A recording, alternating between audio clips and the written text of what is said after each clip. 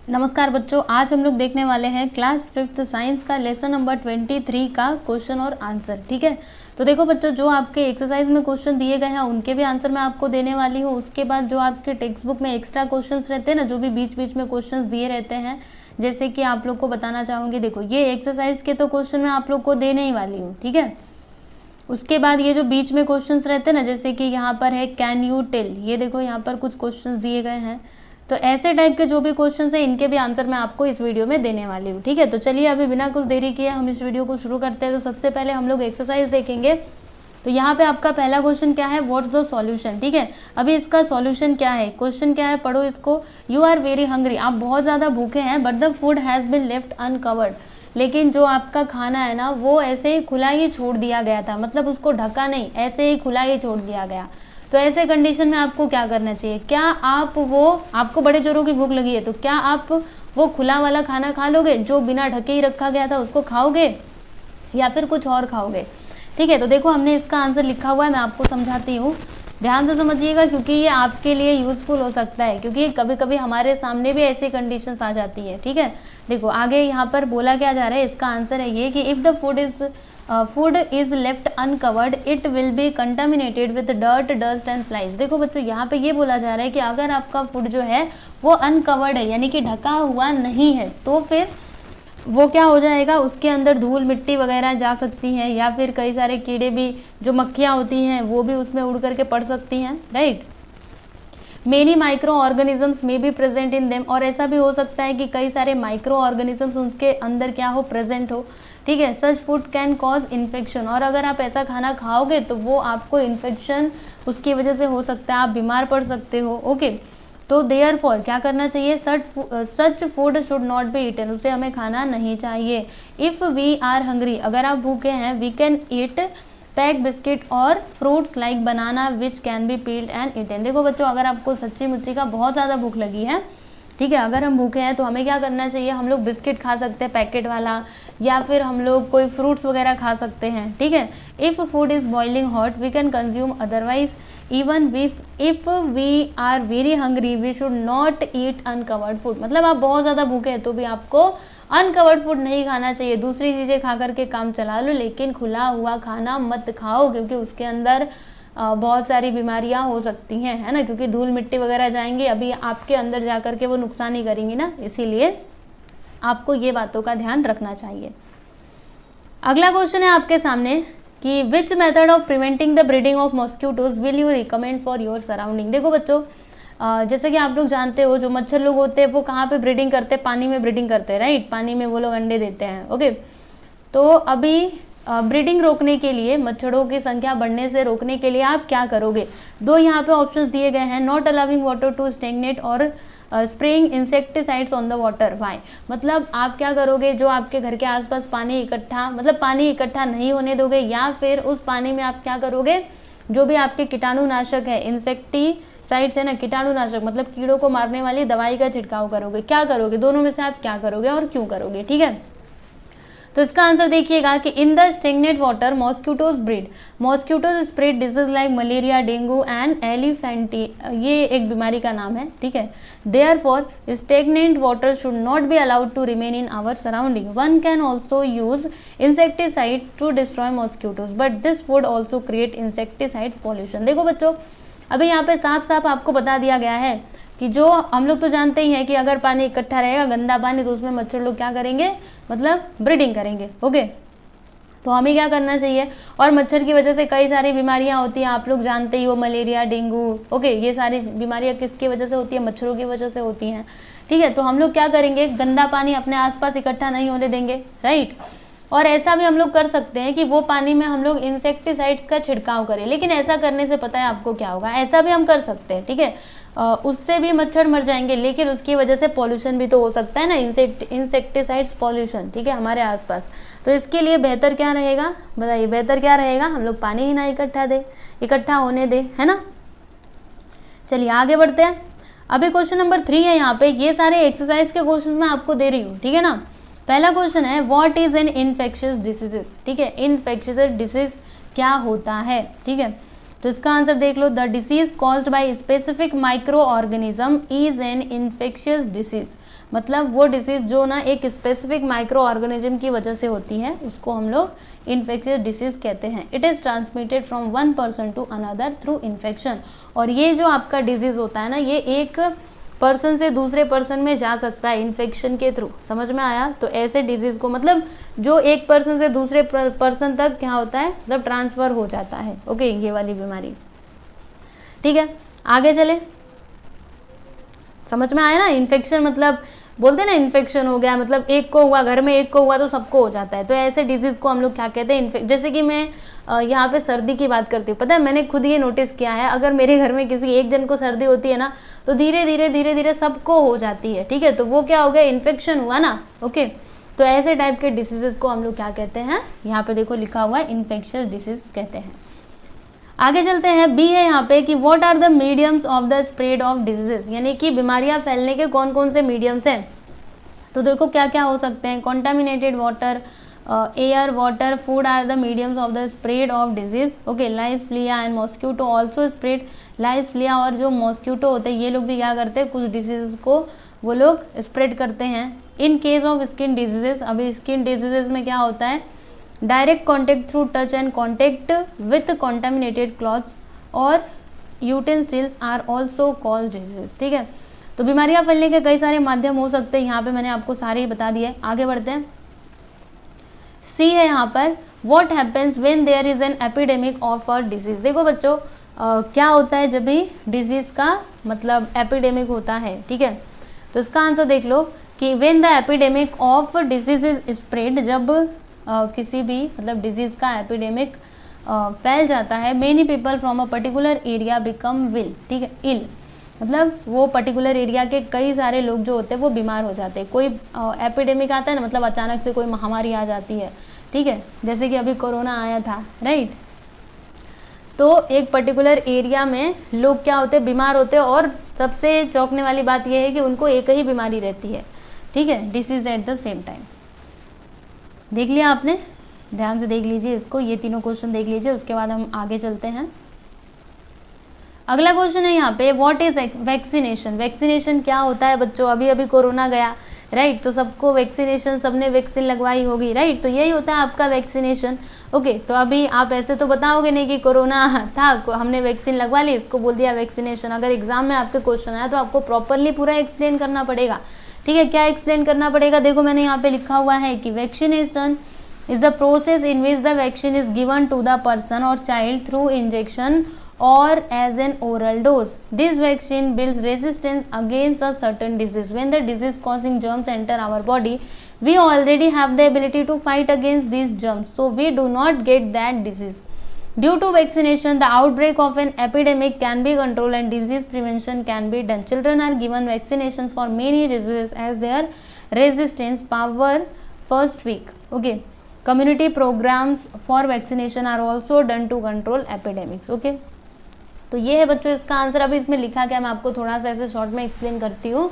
देखो, वैक्सीनेशन का मतलब क्या होता है, जब क्या किया जाता है, मतलब लोगों को, ठीक है, किसी पर्सन को या फिर चाइल्ड को इंजेक्शन के थ्रू वैक्सीन दी जाती है। ठीक है, क्यों दी जाती है, ताकि आपको वो बीमारी ना हो। जैसे कि कोरोना की वैक्सीन सबको क्यों लगी बताओ, क्योंकि हमें वो कोरोना ना हो। ठीक है, हमारे अंदर वैसे जर्म्स आ जाए जो उस कोरोना से फाइट कर सके। ठीक है, इसके लिए हमको वो वैक्सीन लगाई गई, समझे कि नहीं, तो वो होता है आपका वैक्सीनेशन। चलिए अभी आगे चलिए आगे बढ़ते हैं, ई वाला देखते हैं। इसमें क्या है कि make a list of the vaccinations that are given to new born baby.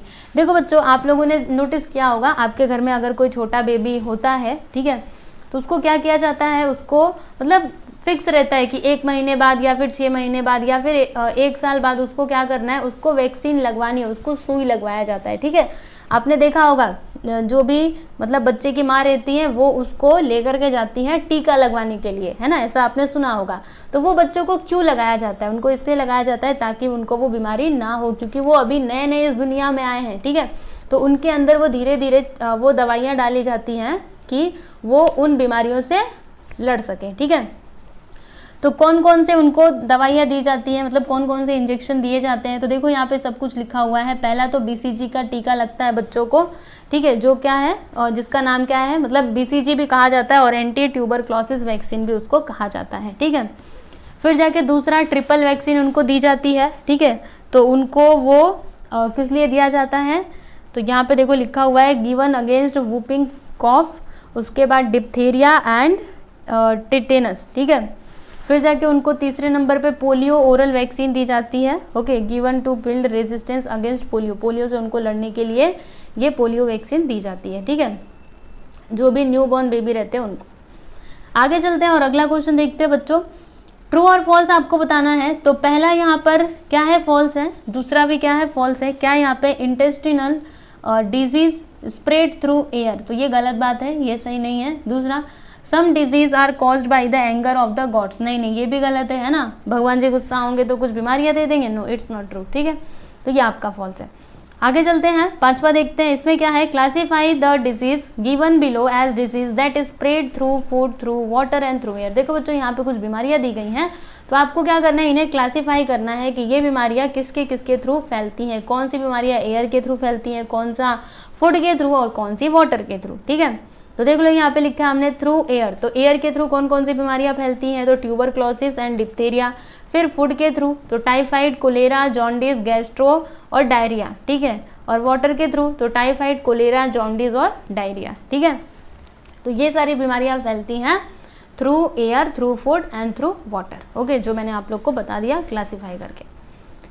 आगे चलते हैं, अगला क्वेश्चन, गिव रीजन। अभी आपको रीजन देने हैं, ठीक है, बहुत ज़्यादा है क्या, नहीं नहीं अभी ज़्यादा नहीं है, थोड़ा सा ही है, ठीक है, बहुत ज़्यादा टाइम लग रहा है पर आपको समझ में आना चाहिए। मेरा मेन मकसद क्या है, आपको समझाना, आप अच्छे से समझो बस, ठीक है। तो गिव रीजन, इसमें पहला क्वेश्चन है कि when there is an epidemic of cholera we should drink boiled water. देखो बच्चों अभी आपको इसका रीजन बताना है, ठीक है। ऐसा जब मतलब कोलेरा नाम की महामारी हो तब हमें क्या करना चाहिए, गर्म करके पानी पीना चाहिए। क्यों पीना चाहिए, इसका कारण क्या है, ठीक है, पीना चाहिए तो बोल दिया, बट क्यों, वाई, है ना, क्योंकि हम हर चीज में यही पूछते हैं कि क्यों ऐसा होना चाहिए, ठीक है। तो बताओ तो सही, हम क्यों पानी गर्म करके पिए। तो देखो इसका कारण लिखा हुआ है कि germs of cholera spread through faeces of a patient, they pass into water और food, okay. If such contaminated water is used for drinking, others may get the infection of cholera. Therefore, during epidemic of cholera, water should be boiled. Boiling destroys the germs in the water, and therefore we are protected against the germs. Okay. In order to keep our health safe, we should drink boiled water. मतलब अगर आपको स्वस्थ रहना है, आप चाहते हो कि मुझे कोलेरा ना हो, तो फिर आपको बॉइल्ड वाटर पीना ही चाहिए, समझे। अगला क्वेश्चन देखते हैं बी वाला, इसमें क्या है कि we should not allow puddles of water to stand in our surrounding. देखो बच्चों हमें मतलब हमें क्या करना चाहिए, हमें ये कोशिश करनी चाहिए कि हमें अपने घर के आसपास ना जो पानी है उसको मतलब पानी के जो गड्ढे होते हैं वो नहीं बनने देने चाहिए, ठीक है। तो क्यों नहीं बनने देने चाहिए भाई, क्यों, ऐसा क्यों, ठीक है, क्योंकि वो खड्डों में अगर पानी रहा तो वो गंदा हो जाएगा, फिर उसके अंदर मच्छर आएंगे तो वो ब्रीडिंग करेंगे, जिसकी वजह से मच्छर आपको काट काट के रात को परेशान करेंगे, समझे। तो देखो यहाँ पे हमने उसका कारण लिखा है, क्यों नहीं होने देना चाहिए, कि क्यों नहीं होने देना चाहिए, आप पढ़ सकते हो। देखो क्या लिखा है, stagnant water of puddles is a breeding ground for mosquitoes, यानी कि जो आपका वो गड्ढा पानी का होता है ना, वो क्या है उनके लिए ब्रीडिंग, मतलब वहाँ पे मॉस्क्यूटोज लोग क्या कर सकते हैं, ब्रीडिंग कर सकते हैं, ठीक है। Germs causing malaria are transmitted through mosquitoes bite from a patient to other people. Epidemic of such disease will spread if mosquitoes are abundant. Therefore, to control infections of malaria and dengue, we should eradicate mosquitoes. Hence, we should not allow puddles of water to stand in our surroundings. समझे कि नहीं बच्चों, इसीलिए पानी इकट्ठा मत होने देना, इकट्ठा होने दोगे फिर तो फिर मच्छर से निपटने के लिए तैयार रहना, ठीक है। आगे बढ़ते हैं। अब यहाँ पर देखो आपको बताती हूँ, ये जो है ना यहाँ पे आपके एक्सरसाइज के सारे क्वेश्चंस मैंने करवा दिए हैं। अब बारी है किसकी, जो भी आपके टेक्स्ट बुक के बीच बीच में एक्स्ट्रा क्वेश्चंस दिए रहते हैं ना, वो सारे क्वेश्चंस हम लोग देखेंगे, ठीक है। तो सबसे ऊपर वो जो दिया था कैन यू टेल, तो उसमें का पहला सवाल है आपके सामने कि when your friends fall while playing and get hurt, यानी कि समझ लीजिए कि आपका जो दोस्त है वो खेलते खेलते गिर गया, ठीक है, और उसको चोट लग गई, ठीक है, तो किसी ने आपसे ऐसा कहा है कि डोंट गो नियर देम, मतलब तुम उसके पास मत जाओ क्योंकि तुमको भी चोट लग जाएगी, ऐसा आपसे किसी ने कहा है, तो ऑब्वियस सी बात है कोई नहीं ऐसा बोलेगा। जब किसी को चोट लगती है तो हमें तो उसकी मदद करनी चाहिए, ना कि उसके पास जाने से बचना चाहिए, है ना।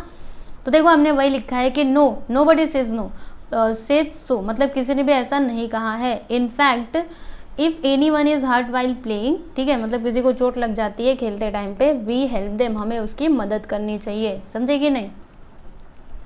दूसरा इसमें क्वेश्चन है कि suppose your mother has a headache, यानी कि सपोज करो कि आपके मदर के जो सिर है ना उसमें बड़ा दर्द हो रहा है, ठीक है। Do you also get a headache if you go near her. अब सुनो, आपकी मम्मी का सिर बड़ा तेजी से दुख रहा है, और क्या आपका भी सिर दुखेगा जब आप अपनी मम्मी के पास जाओगे तब? अरे भाई नहीं, ऐसा थोड़े ना होता है, सिर दर्द थोड़े ना कोई इन्फेक्शन वाली डिजीज है जो ऐसे फैल जाएगी, राइट। तो देखो हमने वही लिखा है कि no in fact we help our mother and try to soothe her headache, मतलब हमें क्या करना चाहिए, हमें अपनी मम्मी की मदद करनी चाहिए ऐसे टाइम पे, ठीक है। ऐसा नहीं कि आप दूर दूर भागते रहो कि हमारा भी सिर दुखने लगेगा, नहीं ऐसा नहीं होता है, ठीक है। थर्ड क्वेश्चन है यहाँ पे कि when is it that you are told not to go near a sick person, when is it that you are told not to go near a sick person, not to use their utensils for eating और drinking, not to use their hankies, towels और clothes. देखो बच्चों ऐसा यहाँ पे question क्या है, आपसे बोला जा रहा है कि कब आपको ऐसा बोला गया है, ठीक है, मतलब बोला जाता है कि आप बीमार पर्सन के पास मत जाओ, या फिर उसके जो बर्तन है उसका मत यूज़ करो, ठीक है, उसके बर्तन में ना खाओ, उसका जो पानी पीने वाला है उसमें ना पियो, ठीक है, उसके हैंकीज, टॉवेल्स और क्लॉथ्स वगैरह ना यूज़ करो, ये कब बोला जाता है।